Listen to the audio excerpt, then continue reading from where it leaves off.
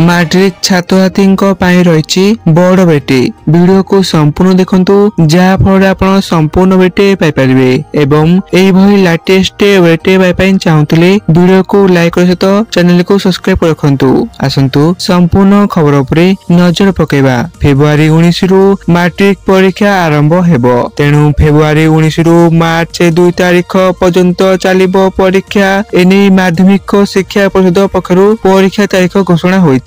सकाळ 9 रु दिन 11:30 पर्यंत चलिबो परीक्षा। फेब्रुआरी 19 तारिख रे मातृभाषा परीक्षा हेबो एवं 20 तारिख रे संस्कृत व्याकरण और दर्शन परीक्षा हेबो छात्री और 21 तारिख रे इंग्रजी और 23 रे संस्कृत भाषा परीक्षा हेबो।